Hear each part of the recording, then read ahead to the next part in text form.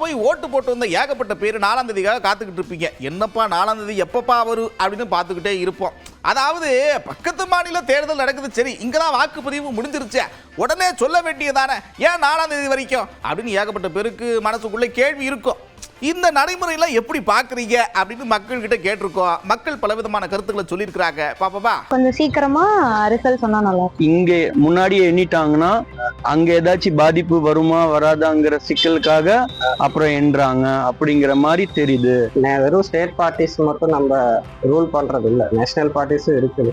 நான் national alliance பார்ட்டிஸ்லாம் வந்து இங்கே சப்போஸ் ஓட்டு எண்ணி அவங்களுக்கு ஏதாவது பாதிப்பு வந்துச்சுன்னா அது நாளைக்கு அடுத்த ஸ்டேட்லையும் பாதிக்குங்கன்ற காரணத்துக்காக எண்ணாமல் இருக்கிறாங்க. நம்ம இங்கே இது மெஜாரிட்டி இருக்கு, அதுக்கு தகுந்த மாதிரி ஓட்டு வங்கி அங்கே வாங்கணும் அப்படிங்கிறது பிற கட்சிகளுக்கு தெரிஞ்சு போயிடும்.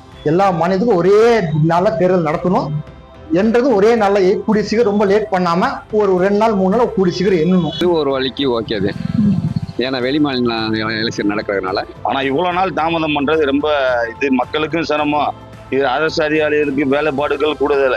குறுகிய நாள்லே டக்குன்னு ரிசல்ட்டை சொல்லிட்டாங்க அப்படின்னா அடுத்தடுத்த வேலைகள் வந்து நடந்துகிட்டே இருக்கும். டக்கு டக்குன்னு பட்டு எண்ணி சொல்லிட்டாங்கன்னா அது கொஞ்சம் வேலை முடிஞ்சிடும். ஓட்டு போட்டு முடிக்கிறதுக்கு முன்னாடி சாயந்தரமே யார் வேணுங்கிறது தெரியலாம், இவங்க என்னன்னுங்கிற அவசியம் இல்லையே. நீங்கள் 10 நாளில் வந்து தள்ளி வைக்கிறதுக்கு பதிலாக 2 நாளில் நீங்கள் வந்து இது சொல்லலாம், ரிசல்ட் சொல்லலாம், கொஞ்சம் நல்லா இருக்கும். உங்களோட ரிசல்ட் தான் கண்டிப்பாக அந்த தாக்கத்தை ஏற்படுத்தும், கண்டிப்பாக வாய்ப்பு இருக்குது.